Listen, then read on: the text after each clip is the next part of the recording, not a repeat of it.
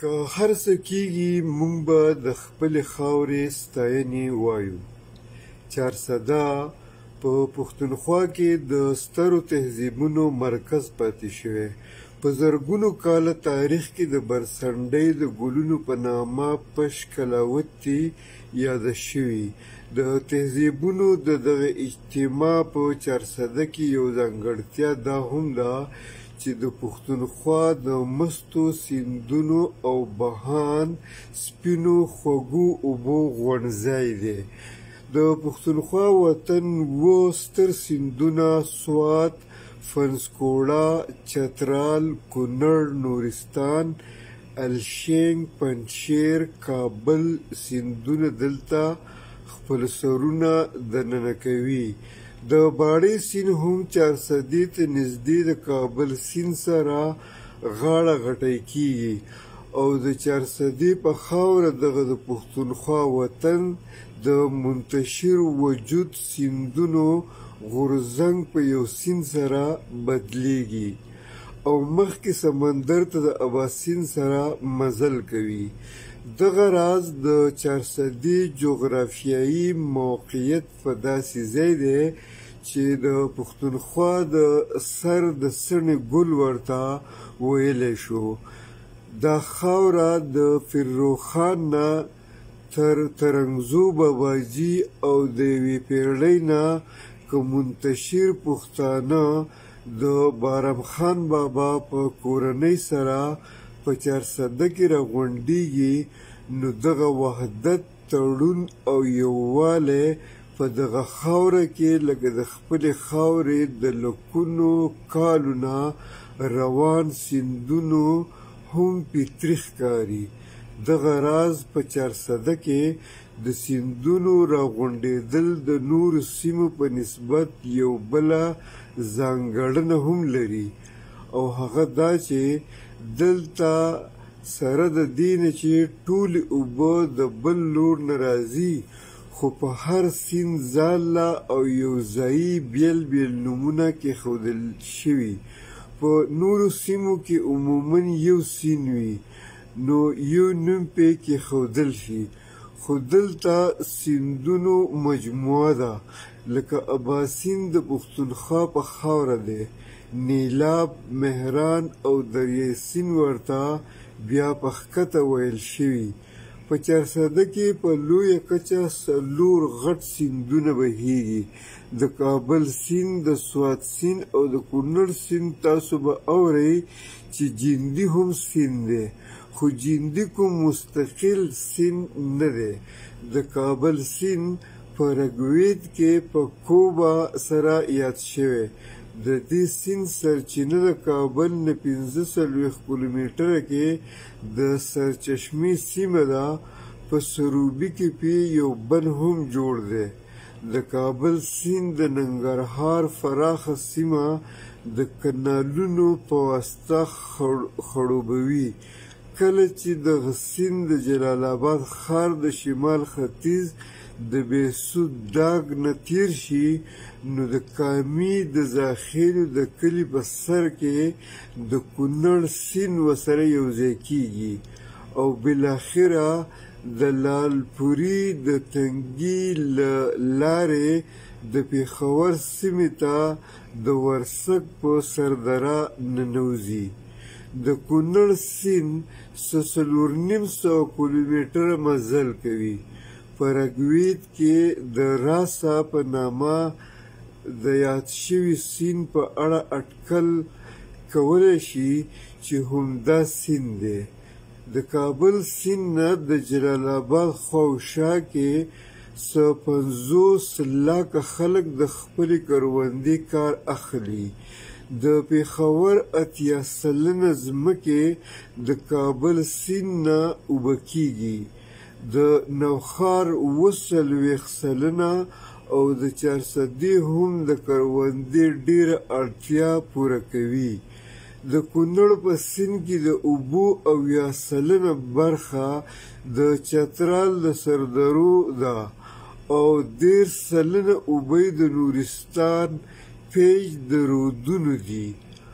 الف کیرو د کابل سیند په اړه لیکي د میچنې نه لاندې د کابل سیند په درې سره لکه د نهرونو خورېږي.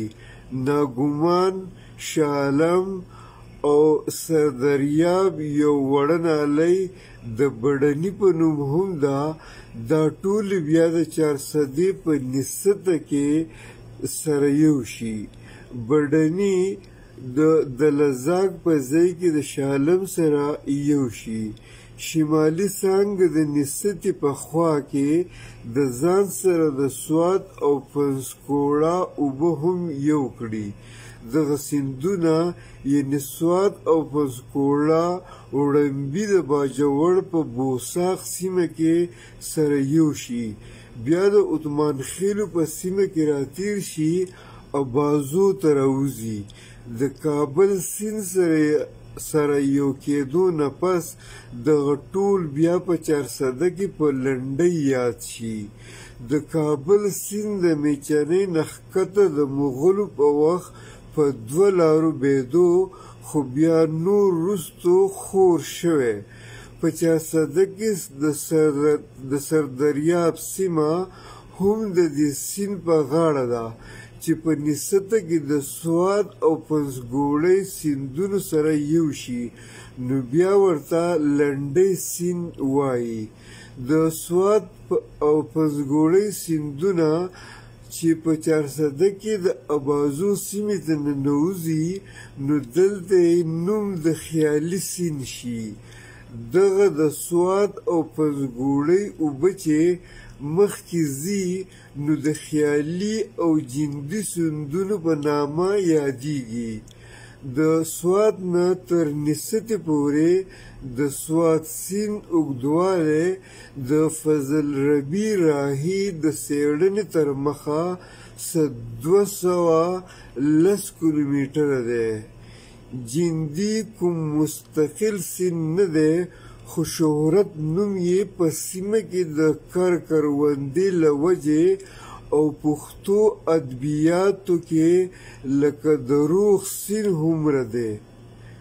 د جندي په نامه یو سیند په استرالیا کې هم دی.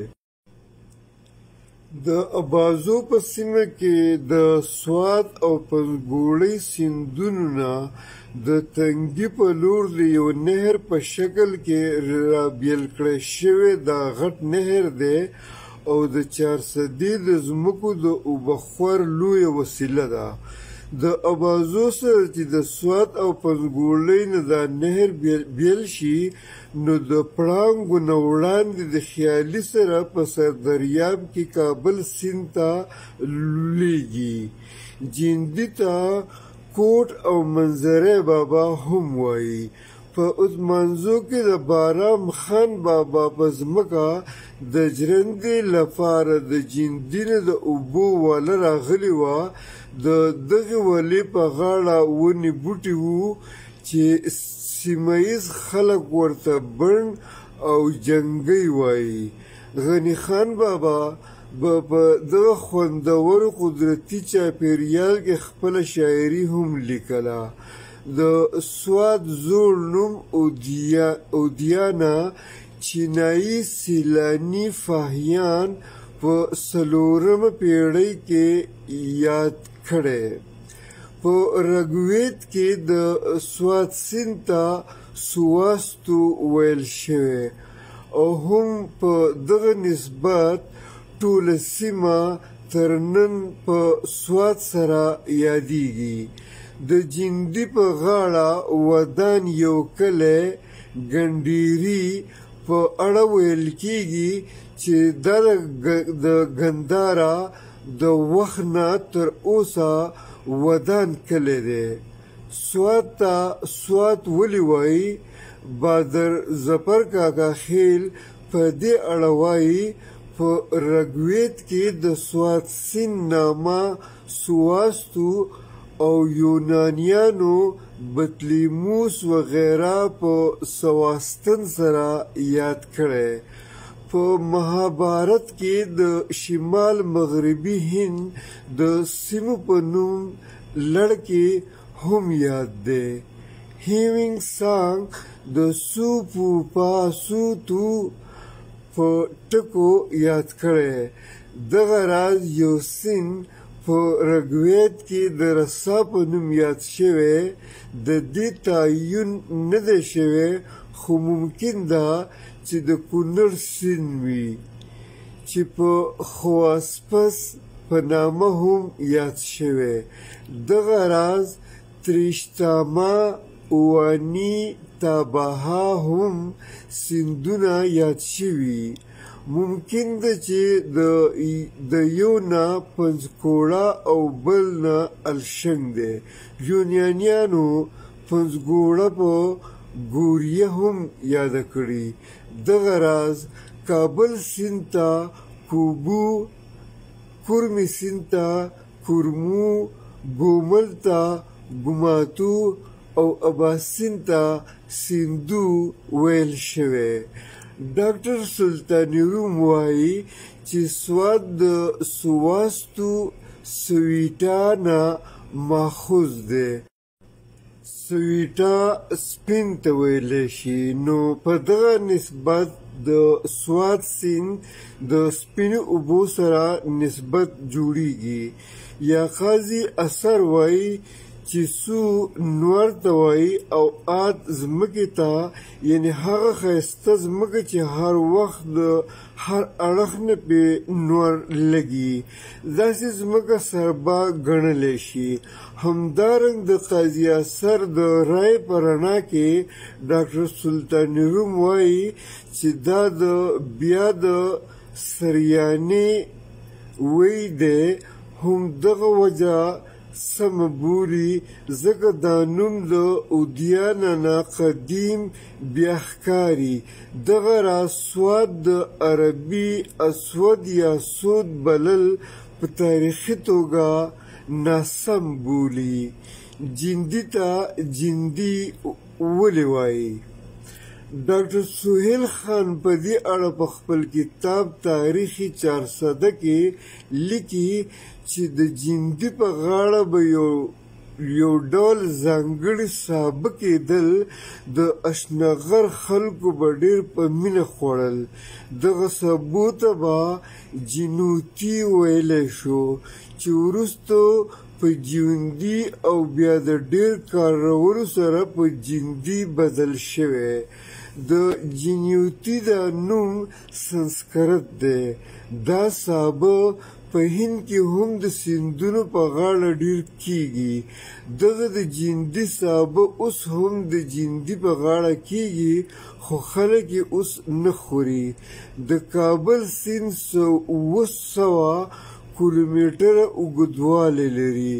600 کیلومتره په افغانستان کې او 1.5 کیلومتره په پښتونخوا کې مزل کوي. اباسین 2700 کیلومتره مزل کوي. د پښتونخوا 19 غټ سیندونه د هندوکش، پامیر، همالیا، کوه سلیمان او قراقرم غرایزي زنځیري کړونه رابیدلي. د کابل سیند سره سوات او پنځګوړه یو کېدو نه پس د اټک په سیمه د اباسین سیند سره یو کیږي.